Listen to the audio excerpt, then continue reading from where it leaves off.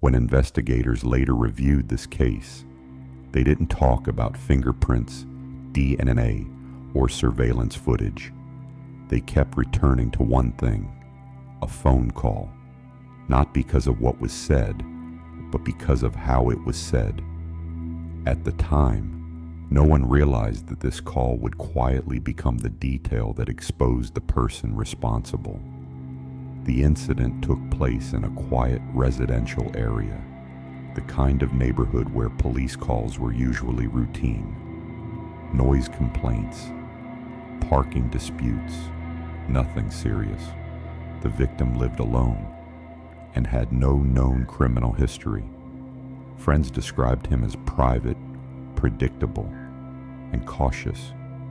There was nothing about his life that suggested he was in danger. The emergency call came in shortly after midnight. The caller reported finding the victim unresponsive inside his apartment.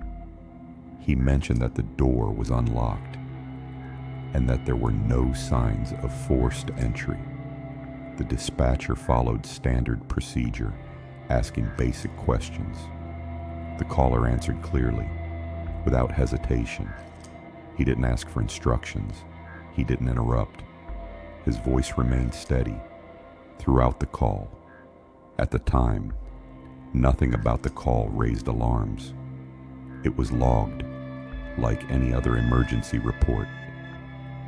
First responders arrived within minutes. The victim was pronounced dead at the scene. There was no visible blood, no overturned furniture, and no obvious weapon. The apartment appeared unusually tidy. That detail alone suggested robbery was unlikely. Investigators began treating the case as a homicide. Later, the medical examiner confirmed the cause of death: manual strangulation. There were no defensive wounds.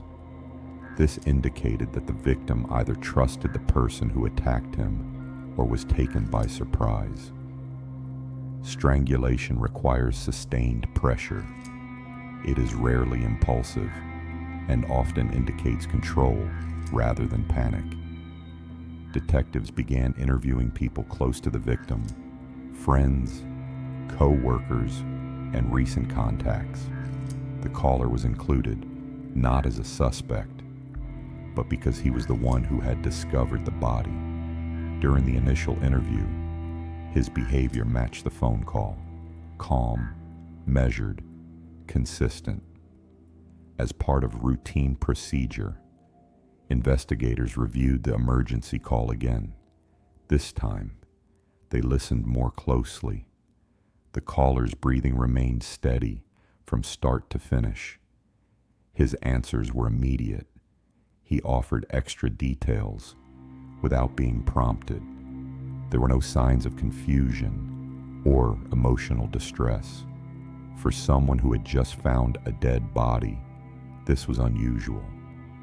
During follow-up interviews, the same pattern continued. Even when detectives pointed out small inconsistencies in his timeline, his tone never changed.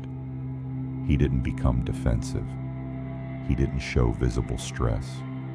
His speech remained controlled and deliberate. Investigators began comparing the emergency call with recorded interview footage. The similarities were subtle but persistent. The same pacing, the same pauses, the same lack of emotional fluctuation. This wasn't considered evidence on its own, but it was noted as a pattern.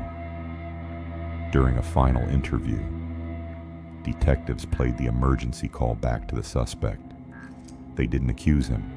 They didn't pressure him. They let the recording play in silence.